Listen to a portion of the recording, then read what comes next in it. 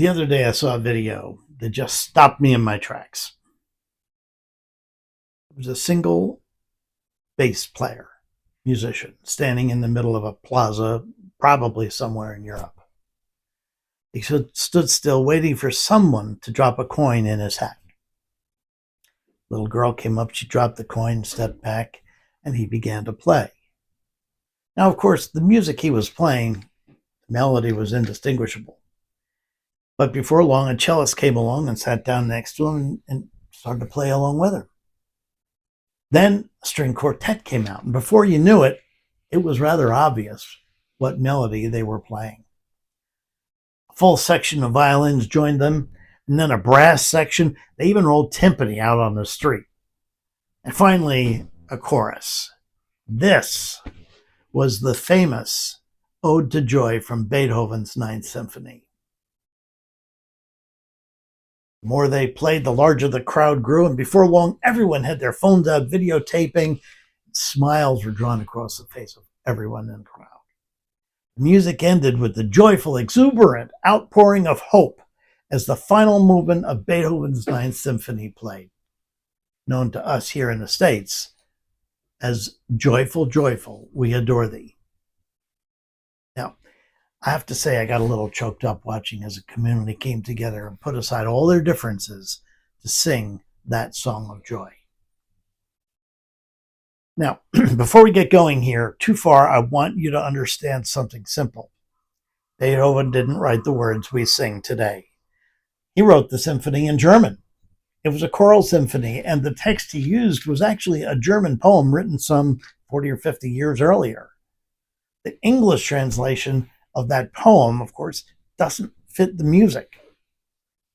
So it wasn't until 1907 that a New York clergyman by the name of Henry Van Dyke wrote the lyrics we know today as the Hymn of Joy, because the music was so joyful and the view of the Berkshire Mountains in western Massachusetts, where he was visiting, were so uplifting. What a song it is. Joyful, joyful, we adore thee, God of glory, Lord of love. Hearts unfold like flowers before thee, opening to the sun above. It's as though the entire world ceased their arguing and their differences just long enough to sing this song. And then he talks about the attributes of God. You are giving, forgiving, ever blessing, ever blessed. Teach us how to love each other. Lift us to the joy divine. And then he challenges us. Mortals, that's you and me, join the mighty chorus. Join the mighty chorus which the morning stars began. Father love is reigning over us. Brother love binds man to man. Ever singing march we onward, victors in the midst of strife. Joyful music lifts us sunward in the triumph song of life.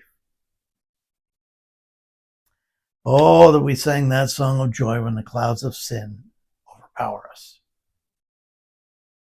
God, the giver of immortal gladness, fills us with the light of day. You know what that immortal gladness is, right? I mean, it's a gladness, or it's a joy that it's not human. It's heavenly, and only a joy that he can give. I leave you with this last verse of Schiller's original poem. This is the German poem Beethoven used for his text. Be embraced, all ye millions, with a kiss for all the world. Surely, brothers, beyond the stars dwells a loving Father. Do you kneel before him, O millions? Do you feel the Creator's praise? Seek him beyond the stars. He must dwell beyond the stars. What a hymn of trust and joy and hope. Well, that's all I have for today. Please make your thoughts and comments known below. I look forward to seeing you again in our next post. God be with you till we meet again.